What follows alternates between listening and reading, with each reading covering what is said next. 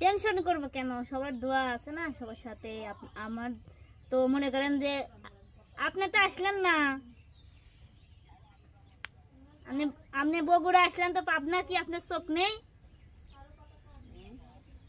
আপনার আপনার আপনার পর তো আমার প্রচন্ড রাগ হয়েছে যে কে রে আব্বা বগুড়া আসলো, আমি তো পথের দিক তাকাই রয়েছি।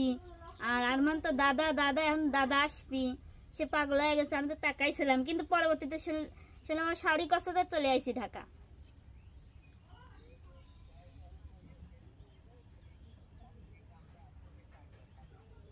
ও তো ভালোই আছেন না?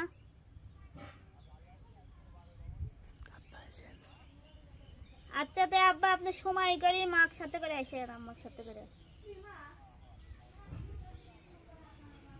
না না টেনশন করবো কেন, সমস্যা নাই। মা গোসল করতেছে। আমার মা কি বোঝে ফোন দেওয়া, যে ফোন দিতে পারে, ওরা আমি দিলে আলিফ দিলে তবে গা, এছাড়া তো আর না।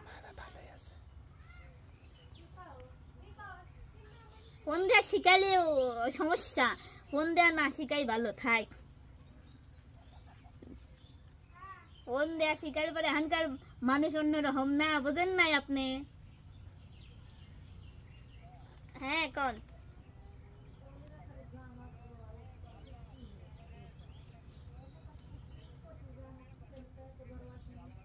সেটাই তো, আল্লাহ ছাড়া আর কি আকিদা আছে আব্বা কোন? এখন জন্মদাতা বাপ, তার ছায়াও এ পর্যন্ত দেখলাম না।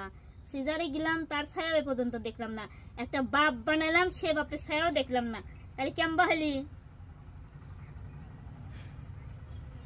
এই কথা কবিলা কি কবি কোন? ঠিক আছে, বাপের আর আশা রাখবি না, আমি একাই যাবো নি, ঠিক আছে? এবার ঈদ দেখি বাপের সাথেই করবো। ইসমা আপা কি হনে আছে? দেন তো দেখি। মা কোন? ও ও সে জানি, আমার শাড়ির কথা আসে, আমি সে জানি, ঠিক আছে। খালি বগুড়া, ওই যে বগুড়াতে নিজের বাড়ি, এজন্য বগুড়ার থেকে ঘুরে আবার ঢাকায় চলে যায়। ও দেখবো না কোনো একদিন পাবনায় দেখবো না, আগে আসেন তারপরে কইন।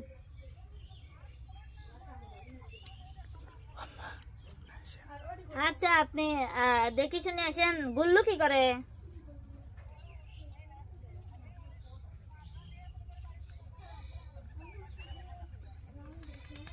আচ্ছা তাহলে ওই ঢাকা থেকে পাবনা দিয়ে আসেন, তারপরে বগুড়া দেন, তাহলে ডাইরেক্ট হবি নি।